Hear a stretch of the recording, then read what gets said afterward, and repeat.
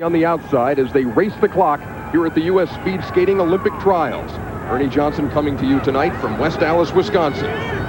Bonnie Blair right off the bat showing the form that has made her an Olympic champion. She nears the midway point. She will cross over lanes here with 250 meters to go. In 1988, it was Bonnie Blair who went 39:10 in Calgary to claim the gold medal. No woman has ever skated a 500-meter faster. She bursts out of the turn into the last home stretch. Bonnie Blair, an eye on the finish line and her sights on Albertville, and a chance to defend her Olympic title. We are underway in West Allis, the U.S. Speed Skating Olympic Trials on U.S. Olympic Gold.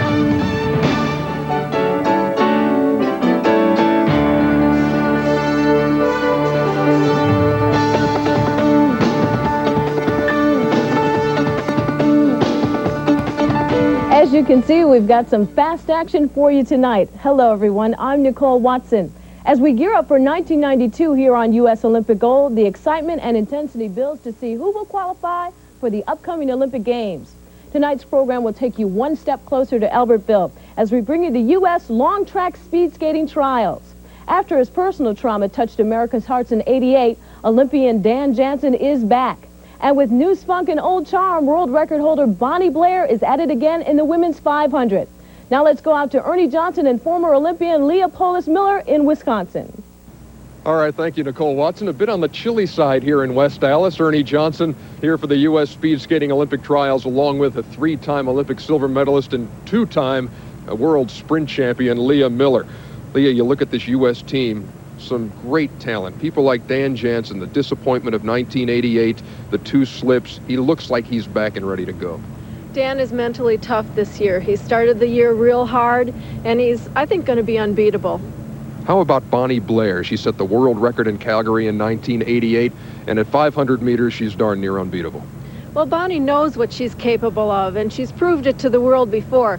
And she's regained that confidence that she had in '88, and I think she's going to be a strong one this year.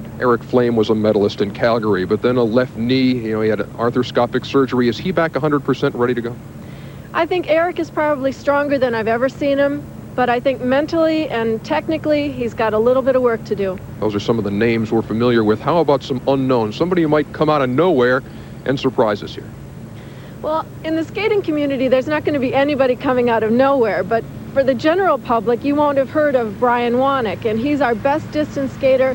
I think he's going to make his mark this time. Now, folks, if Leah Miller sounds like she knows what she's talking about, she does. Not only is she a speed skating legend, but her husband, Peter, is the coach of this U.S. team, and Peter has a very special relationship with his skaters, a relationship that really serves both very well. I can motivate these people real well. I coached them in '81, '82, and '82, '83 when I was the American national team coach, and they're all my people. I think they respect what I've done in the skating world myself, and it's been real easy for me. You know, we have a lot of fun doing things together, and they don't realize it, but they really motivate me. So it just goes hand in hand, and I think we just have a lot of fun doing what we're doing. And let the fun continue. The women's 500 meters here in West Allis. The world and American record holder, as you see, Bonnie Blair. You saw her skate just a few minutes ago here on U.S. Olympic Gold. In this 500-meter heat, on the outside lane, Carrie Donnell. She's a local girl. And in the inside lane, Peggy Klassen, Roseville, Minnesota, 22 years old. While Bonnie Blair gets a lot of the publicity, a lot of the ink, and deservedly so, Leah, Peggy Klassen could make an impact. Well, Peggy's pretty young, only 22 for a skater of world class. And I think she's going to be a name that you're going to see come in the future. She's got a lot of potential, and I don't think she's realized it all yet. They wait for the starting gun here in West Allis. The start can be critical here, and as we watch this race, take us through the critical elements of it, Leah. I think, Ernie, you'll see 2 very different styles for a start. Lots of people like Bonnie like to go right with the gun, real explosive. Peggy, on the other hand, is a little slower at the start, but she comes on strong with the last 400 meters. Peggy Klassen on the inside. At the midway point, the skaters will cross over, change lanes, so Peggy will finish on the outside. And it's very deceiving because when you see a skater come off the first inside turn and they go wide, it looks like they're making a mistake. But the automatic power and the force pushes you to the outside, and since you're going to the outside lane, it's okay to do that. Peggy Klassen has the lead right now. She is heading for home down the final straightaway. Last week, a 41.71 was close to her personal best. She will not better that this week, 43.40, but she is still very much in the running for a spot on this U.S. Olympic team at 500 meters. Here's the start again. Really, it's almost like you're running on skates. That can't be easy. You try to get going as fast as you can, and some people are a little bit slower at the start. And Peggy, you can see, has a little bit slower reaction and tries to get going. And then at the finish, you've got to stride through and pretend that the finish line is actually further than what it is. So Peggy Klassen staking her claim, trying to earn a spot on this U.S. Olympic team for Albertville, France. The game's coming up, of course, in February as you watch the Olympic trials from West Allis. Next heat in the women's 500 meters on the outside lane, Kim Strakowski. And on the inside, here's another potential medalist, or at least a potential Olympian, Michelle Klein. And Michelle's had a lot of problems this year because she was involved in a very serious car accident. She didn't even know whether she'd be able to skate or not. This weekend, very important for her as she guns for a spot on the U.S. Olympic team. You see Michelle Klein on the inside. And Michelle is one of the few women who skates all 5 of the distances. So this is very crucial to her to get a good 500-meter time in. That's kind of rare, isn't it? It's more of an age of specialization in speed skating. Yes, but she's one of the few who can do it, but I didn't like that turn. She set it up poorly, and she's skating it too wide. That's costing her a lot of time. What's the critical element of the crossover here? As long as the skaters are not close, there's never a critical element. But if the skaters are close at the corner, then the outside lane, which has gone the further distance, has the right of way. Michelle Klein was 4th after 2 heats last week at the Olympic trials. You see her heading for home now. And she's got to drive through that finish line and really try to get a good time. Her time is 44.23. She had posted a 42.86 last week in the first weekend of these trials, and I guess maybe that first turn may have taken a second or two away from her there. Well, you want to set up your turn like an IndyCar driver. Start it wide, hit the apex of the turn, and come out a little bit wide. Michelle went wide almost the whole way. The crossover, there was no problem by then. A knowledge of physics could be helpful in the sport of speed skating. You see her heading for home here. And she drives through the finish really well. She skates past that finish line, which is what you want to do. Michelle Klein in 44.23. Let's take a look and see what that does to the standings after 3 out of 4 heats. Bonnie Blair, no surprise, on top. Then it's Peggy Klassen and Kristen Talbot. Michelle Klein is 4th, and Tara Laszlo 5th. And we'll be right back to West Allis. U.S. Olympic Gold, a TBS Sports exclusive, is being brought to you by AT. To West Allis, Wisconsin, and the U.S. Speed Skating Olympic Trials. It is time now for the women's 1,500 meters. The world record held by Karine Kanya, who was skating for East Germany when she went 1:59.30. The American record belonging to Bonnie Blair at 2:03.89.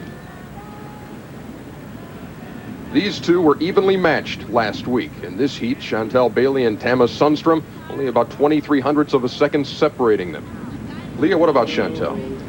Well, Chantel's a pretty newcomer to the sport of speed skating. She's got a lot of talent, a lot of potential.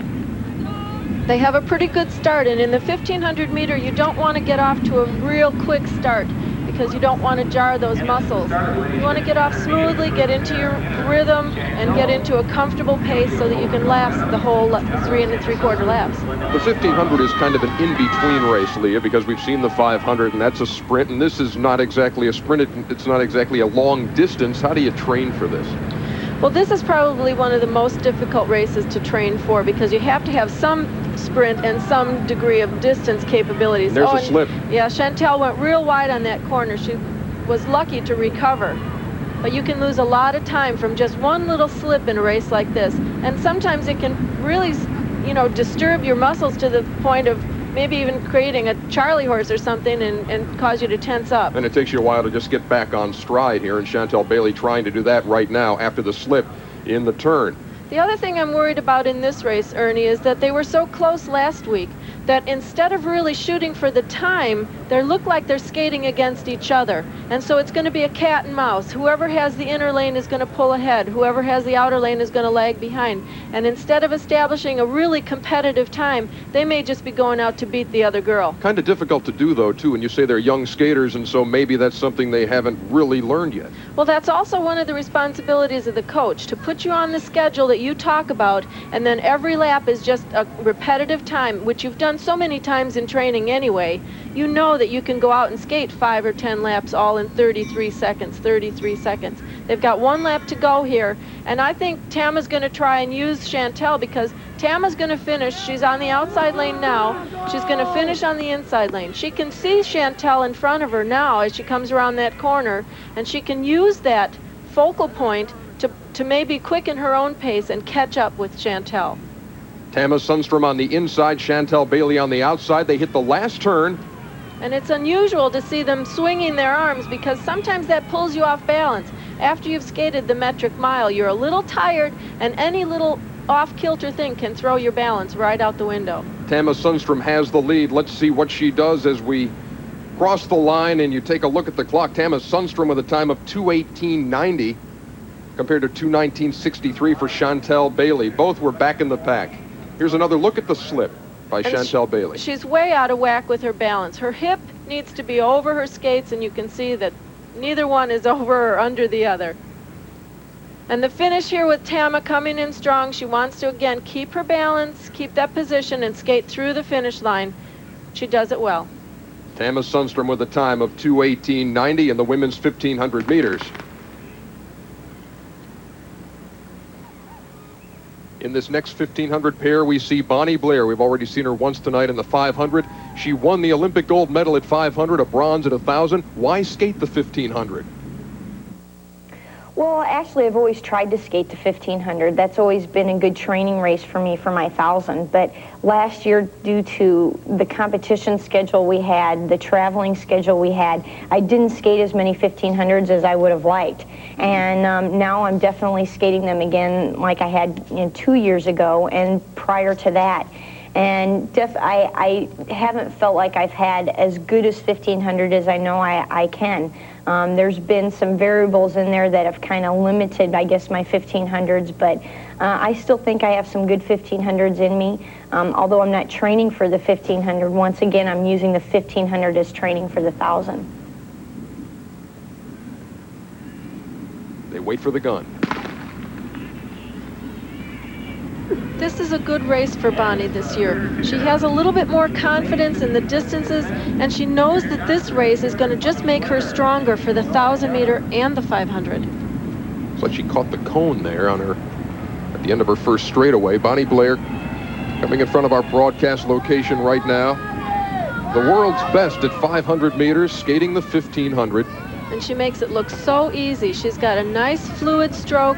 The legs extend all the way and the arms just flow.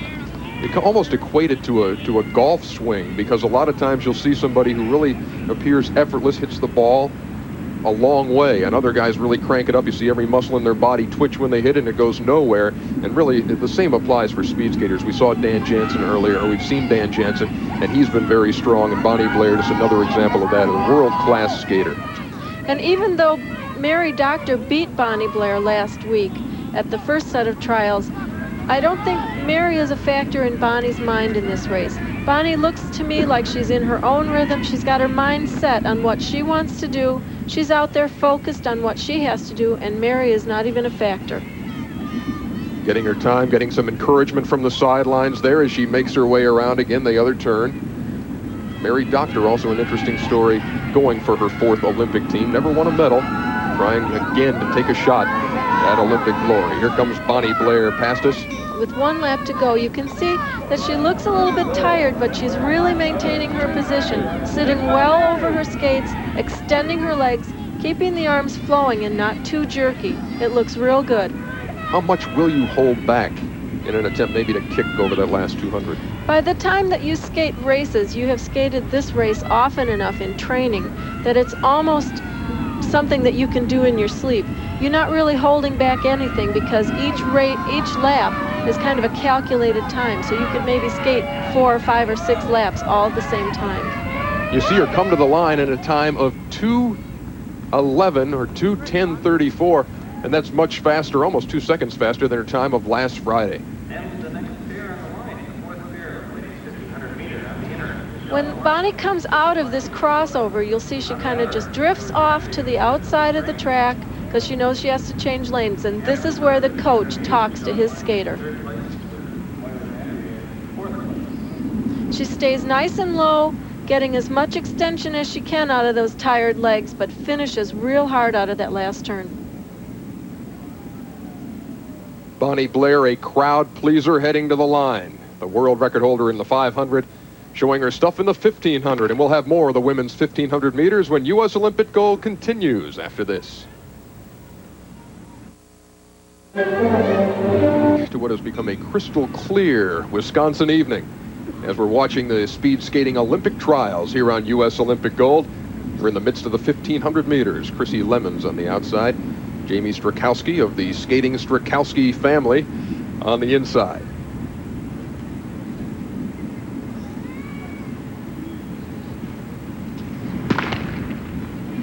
And Jamie has been training with Diane Holm, and you can see that the training has paid off, because I remember a couple years ago she used to just be a scrawny little kid, kind of wobbly on her skates, and now she's made a vast improvement. The women's 1500 meters, spots on the U.S. team bound for Albertville in February, on the line here in West Allis. Diane Holm, if you recall, was Eric Heiden's coach, and she herself was an Olympian on 2 Olympic teams and winning numerous world medals and I believe 4 Olympic medals. She has a way of motivating kids, and they kind of draw to her like a magnet. She has a daughter of her own who's also a skater. What is the best motivation, do you think? And it's not a multi-million-dollar contract situation we're talking about here. It might be the cover of a box of cornflakes, as Dan Jansen has found out. But what is the big motivator in this sport? Well, I think one of the strengths that we have in America is that we don't have to adhere to one program. We can seek out programs that are to our benefit. For example, if I'm really good in bike riding, and I like to do a lot of bike riding for summer training, then I can seek out people who can help me with programs that focus on bike riding as a forte. If I'd rather do a lot of running, there are people that can help me with that. And we've always encouraged the individual to seek out what's ever been the help for them. Diane has just a way of motivating kids. She's a teacher. She really relates well to kids, and people respect her for what she's done, and they continue to believe in her, and I think she's got a good thing going. They continue here in the women's 1500 meters. Just under a lap to go. And this is Chrissy Lemons. She's been training with also an ex-skater, and she's doing really well here. She's tired, but she's not going to let it get her down. She's going to swing those arms to try and keep her rhythm going so that she doesn't slow down too much, and she can still finish the race hard. She's got about 150 meters to go. She can see the finish line now and appears glad of that as she heads toward the line. Her time will be well off the leaders. It's always a little disheartening when you're trying to finish a race and you hear the Zamboni coming out. And standing by trackside is somebody who's never concerned with the approaching Zamboni, Bonnie Blair. And Bonnie, you head to Albertville now, and I guess you're kind of a marked woman. Everybody knows what you can do. Do you like that kind of a situation? Well, I guess I like being in that position better than maybe being in 3rd or 4th or 10th or something like that. You know, I know my skating's going well, and now all I have to do is feel like I need to just fine-tune what I've been doing. I know you were talking about using the 1500. How did today's 1500 go for you? Well, I think today's 1500 went a lot better for me. Technically, I skated well, and the ice was a little bit sticky, but I think for the most part, as long as I can skate good, consistent races like tonight, you know, that's what's going to be most important for me. Where's your confidence level right now as you head to France? Well, I'd say my confidence level is doing pretty good. Definitely after coming off the World Cup circuit and having 2 wins there, both in the 500 and 2 wins in the 1,000, you know, obviously you can't get much better than that. So the trials went well here, and I'm just looking forward to the next couple of months. Bonnie, thank you very much. I know I'm working with one of your all-time heroes, Leah, tonight. That's right. I'm just glad she's still watching and paying attention to all of us out here freezing in this weather. Bonnie Blair, thank you very much, and the best of luck at the Olympics in Albertville. Thank you. And we'll be back here to West Allis, Wisconsin with more of the speed skating Olympic trials when U.S. Olympic Gold continues.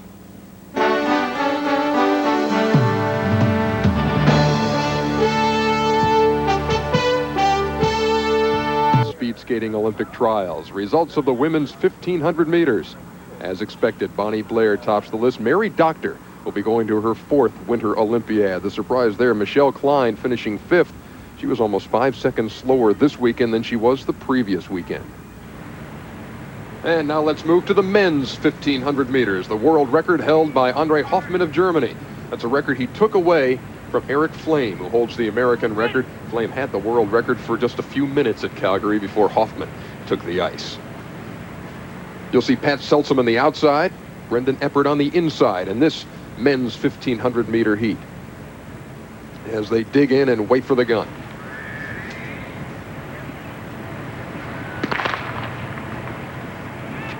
I've been a little bit concerned about Eric's technique, especially on the corners. So I'm going to be watching here to see that he gets not only the smooth rhythm that he has on the straightaways, but he continues it through the turns.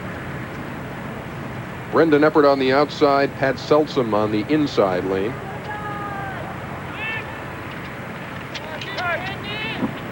I think inconsistency has been one of the key words when you talk about Pat Seltz. He has been good at times and not so hot at others, Liam. Well, 1,500 meter is also not Pat's specialty.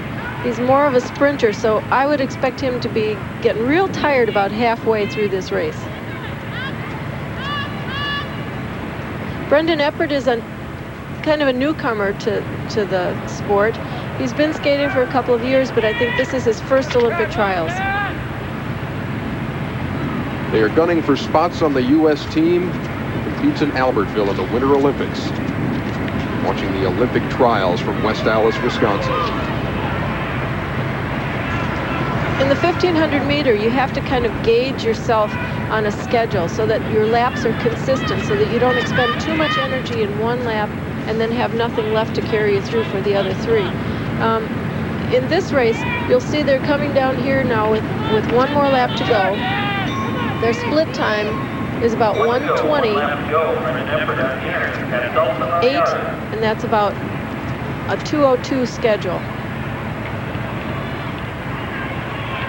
Brendan Eppert is leading now as he's going to the outside lane, but Pat Seltz is chasing him because he can see him, and that helps him to keep his quickness right through this last corner. Seltz in his last turn. But if they're on a 2:02, the winning time from last weekend was 1:58, and 2:02 won't do it. And the time is 2:01.88. The 2 skaters come out almost even of the last crossover, and that allows Pat Seltz to really chase Brendan and pick up the tempo so that he's a little bit quicker. Even though he's tired, he's really trying here. You can see him. Pat Seltz had a 2:02.43 last week, so he has improved on this Friday night on his 1,500 meter time to put himself into contention. You see the final stretch for home.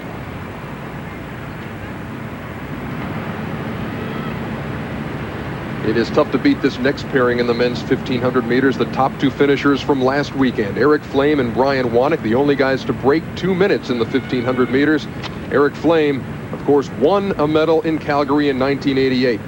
There were very few skaters as confident as this young man.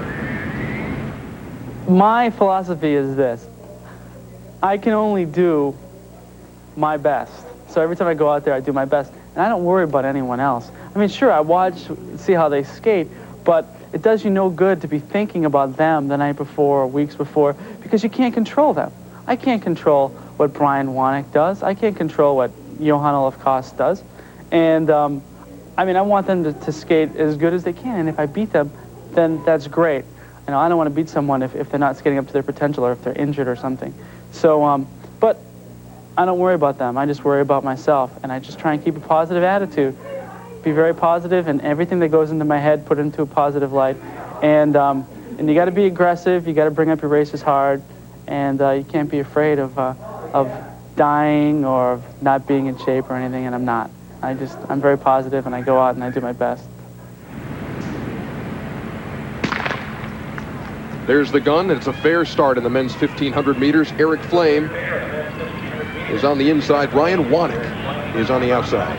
And Ernie, this is a very good match because last week They were only 3/10 of a second separating these two skaters. And I think for Brian Wanek, he's on the outside lane.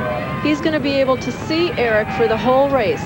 And he's going to use that to his advantage to try and not only keep his own tempo, but go a little bit faster than he normally would. Does he have the kick you need to play that kind of a game? Well, Brian's always been a distance skater, so it's going to be real interesting to watch this race and see if he can do that. Eric Flaim and Brian Wanek in the 1,500 meters. Again, they were the fastest on this team last weekend. I've been a little bit concerned with Eric's corners of late because he seems to favor that left leg and not really extend it in the corner the way he should. Now he tells me that it's not because it was injured, that he's just having a little bit of difficulty on his skates, getting used to new counters and everything, but it just doesn't appear the same old Eric as the 88 on the corners. He used to really attack him, really be aggressive, and here he's kind of favoring that left leg a little bit. Brian Wanek is a guy who really credits you and Peter with his resurgence in this sport. He saw your triumphant return from the Olympics in '76. He was only 9-10 years old at the time and said, hey, I'd like to have part of that. Not trying to date yourself. That's right, and I think Brian really looks up to Pete as his coach now. And you can tell that this is a hard race for Brian because he saw that Eric had the lead on him the last lap, and he's got to really chase him down now, and he's got some good momentum coming. It's going to be a really close race. This is as good as advertised as they head for home. Eric Flaim on the outside, Wanek on the inside, and again, both will break the 2-minute mark this week. They were the only two to do it last week. At the start on the 1,500, it's not like a 500-meter start. You don't want to have that real explosion. You just want to gradually get up to your speed and get into a relaxed but comfortable rhythm.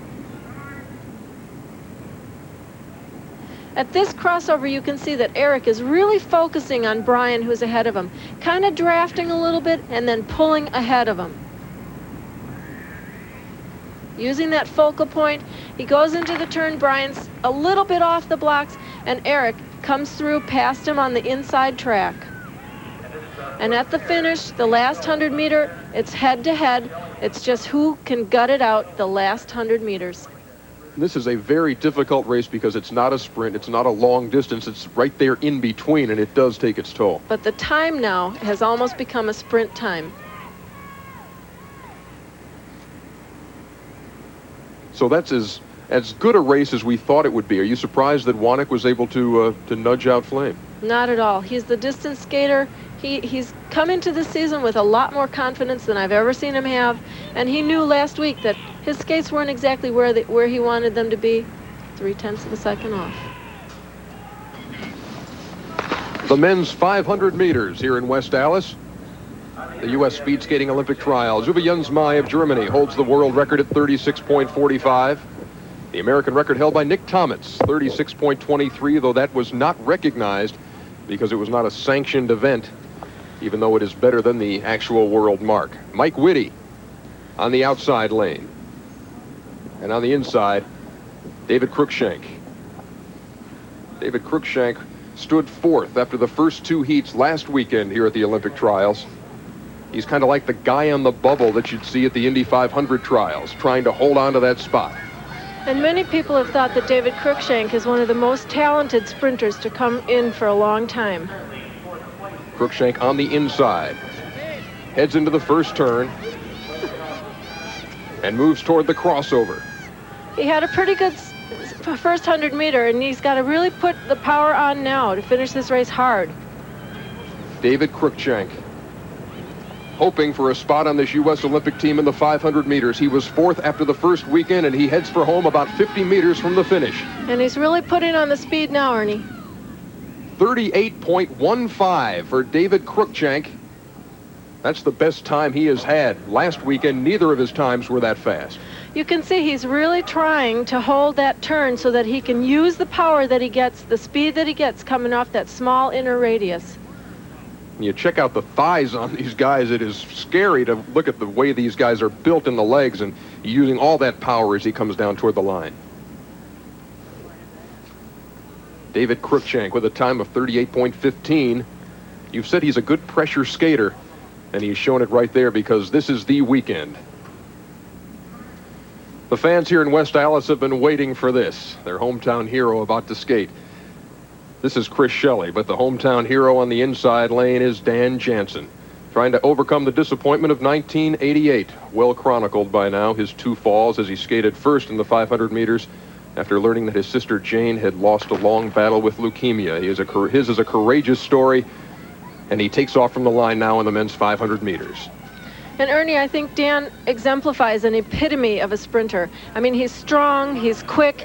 He knows that this is his race, and he knows that he's got the confidence level and the conditioning that he's never had before. He grew up about 1.5 miles from this track. He has a huge following here, and last week, as he set the fastest time in the world this year in the 500 meters, he raised his arms in victory, and the fans here let him know it. And Dan Jansen speeds toward the line now, looking effortless. In a time of 37.30. He does make that look so easy, Leah. He's just a picture of fluid grace. He's not known as the best starter in the world, but he's a great finisher. He gets off the gun well, though. He's right with the shot. He's strong, though, and that's what takes the time to get his power going. He has talked in the past about the fact that maybe Uwe Jensmai has a better start, but he can catch him, and you see him here at the midway point. And you see how wide he goes because he knows he's going to the outer lane. And he says he prefers starting inner, finishing outer. Dan Jansen, who last week had that glorious moment as he crossed the line. Not as fast this week, but certainly fast enough to qualify for a spot in Albertville. And so the leader of the pack in the men's 500 after 3 heats, Dan Jansen, with Nick Tomitz, David Cruikshank, Marty Pierce, and Pat Seltzum. Much more still to come from West Allis, Wisconsin, but right now let's move from the frigid north to the warm confines of our Atlanta studio. And Nicole Watson. Thanks, Ernie. It appears that the U.S. team will have a strong presence in Albertville. We'll give you a chance to see more future Olympians as we return to the U.S. speed skating trials a bit later. We'll be back. Sunday, Tom Selleck, Sam Elliott, brothers separated by war, reunite to save their family. Louis L'Amour's The Shadow Riders. 10:35 Eastern, Sunday morning on TBS.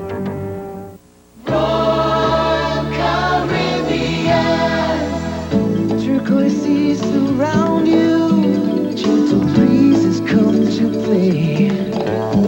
Our Caribbean calls you, where your cares just melt away. In our Caribbean, you don't have to settle for anything. Competition in the 92 U.S. Figure Skating Championships next month, and therefore is ineligible to compete for a spot on the Olympic team. The 23-year-old has been plagued by an ankle injury, which led to a staph infection and required 2 operations. Jill spoke about her decision not to pursue the 92 U.S. team.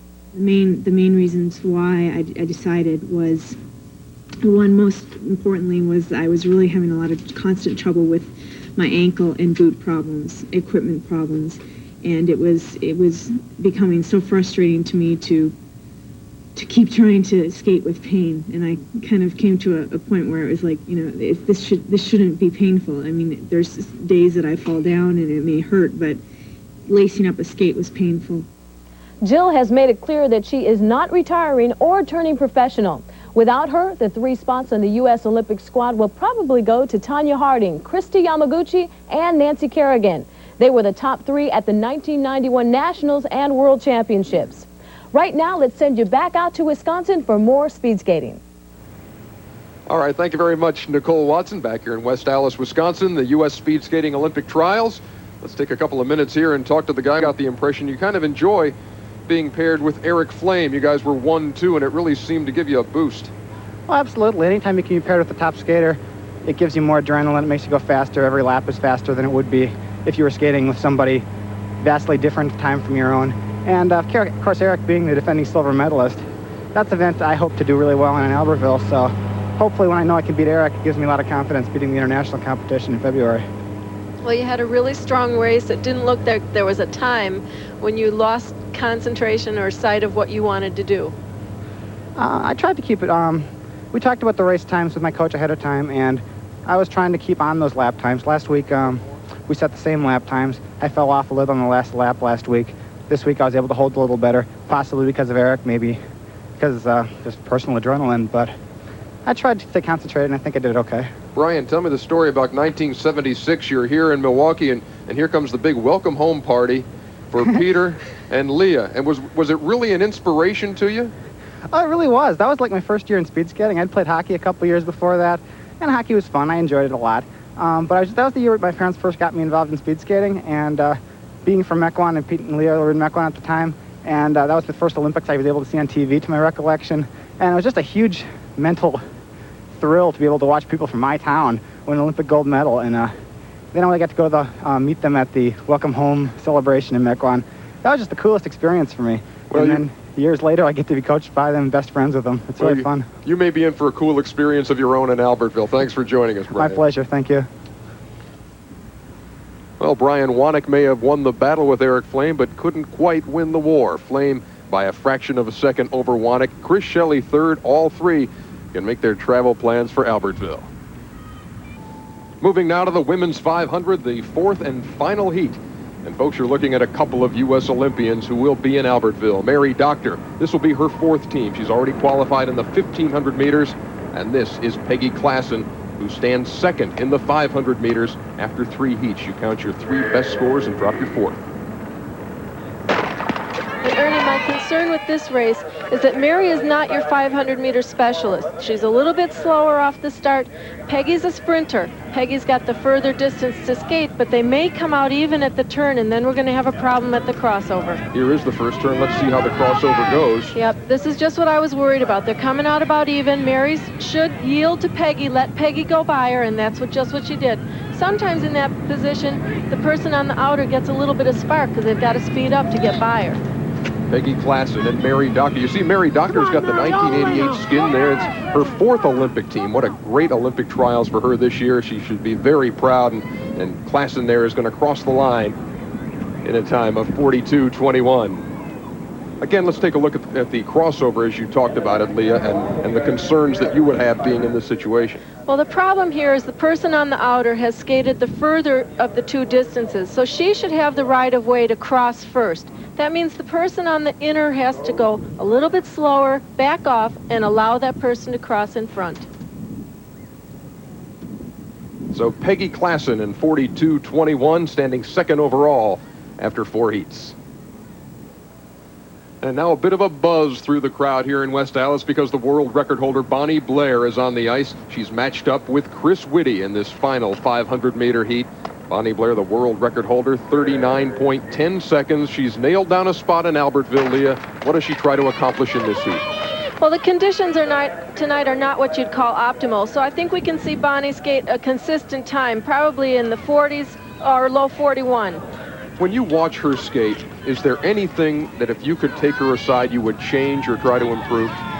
Ernie, she's so aerodynamic and everything flows so nicely that it's just really pleasurable to watch her skate. She looks like just grace in motion.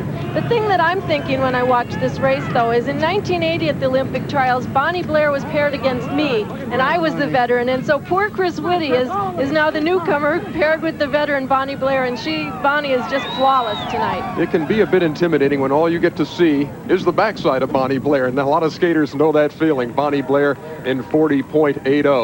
Let's take another look at the form which has made her an Olympic champion, Leah. And you can see that everything just flows so nicely. There's no herky-jerky motion. It's just grace in motion. Makes it look a lot easier than it actually is, folks. Bonnie Blair wins the heat. We'll have much more from West Allis, Wisconsin in the speed skating Olympic trials when U.S. Olympic gold continues.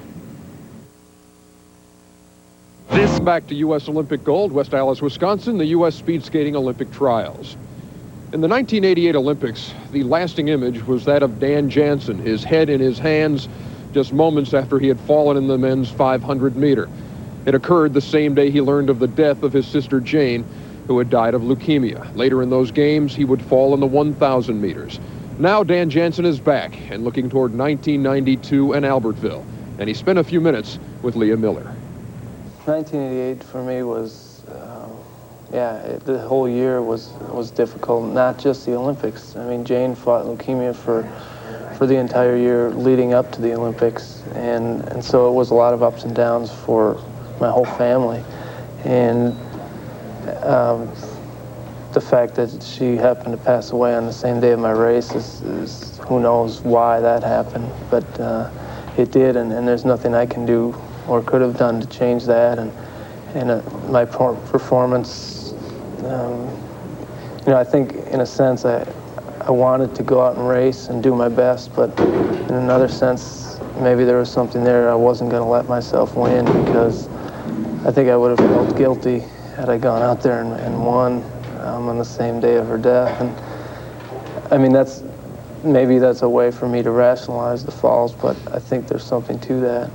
And now I've gone on from there. I've learned a lot from that. I'm having a lot more fun with skating and life in general, and I'm married now, and so there's other things that come before skating.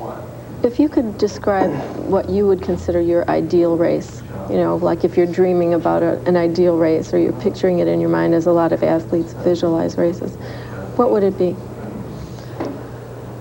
Well, it's hard to say, because, I mean, it could be both races. I guess the one I think most about is the 500, but I know that I'm capable of skating just as well in the 1,000 meters. So I guess the ideal race is just similar to what happened here last week, but I know I can go faster. It's just a very relaxed feeling, skating within myself and very much in control, setting up all the turns and hitting them right on, and then accelerating through the entire race. Or in the previous years, I guess the guy I most looked to was Uwe Mai, and I would watch him, and I knew that I was capable of beating him, but it was just a sense of knowing, but maybe not deep down believing it. And now this year, I know it and I believe it, and I don't have to watch him anymore. I don't have to watch him practice or warm up. I can just worry about myself, and if they want to watch me, that's great, but it's just a real good feeling of confidence that I have going right now.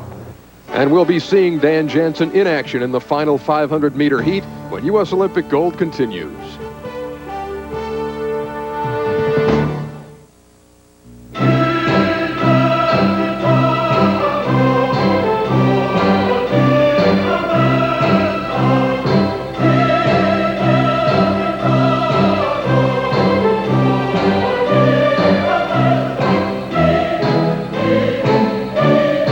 Before investing in any luxury car, may we suggest you do slightly more than kick the tires?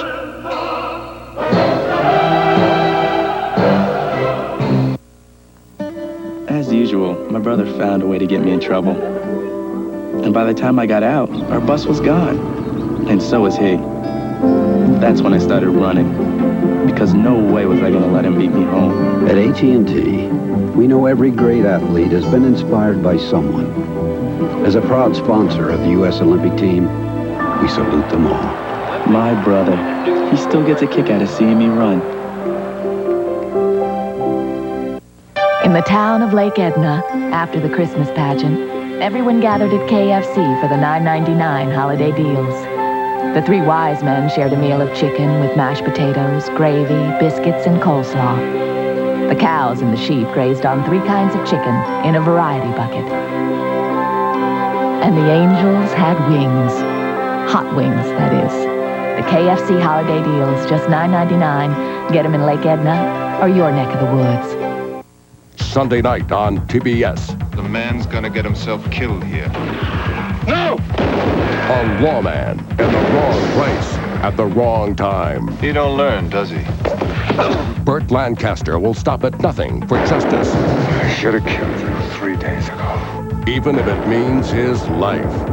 Valdez is coming. 7 Eastern, Sunday night on TBS.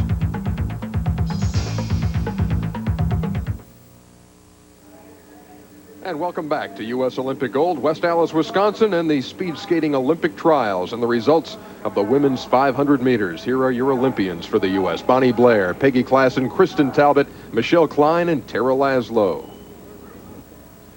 And now to the final round of the men's 500 meters. Intriguing matchup here. You have a newcomer and a grizzled old veteran. Here's the newcomer, Dave Tamburino, his first Olympic trials. He'll be on the inside, and on the outside, he has qualified for his 3rd Olympic team now, Nick Tomitz. He'll start from the outside lane in this, the final 500-meter heat for the men.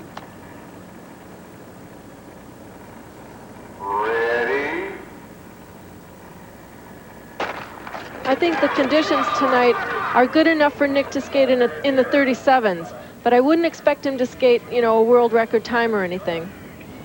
He did have the fastest time in the world back in 1987 with a 36.55. He is capable, but he has also had some trouble with a blood disorder, which has hampered his training somewhat, but he has looked all right here during the trials. Well, he hasn't been sick, and he said if he catches a cold or something like that, that's when the blood disorder kicks in, and it takes a long time to recover. He looks like he's skating flawlessly tonight. He's got a good time going, and I think the blood disorder is the last thing on his mind. Nick Tometz cruises to the line in good shape at 37.80. He was second overall coming in. Nick Tometz heading for his third Olympics, this time in Albertville, France. And he has to drive through that finish and pretend that the finish line is a yard further so that he can carry his speed through.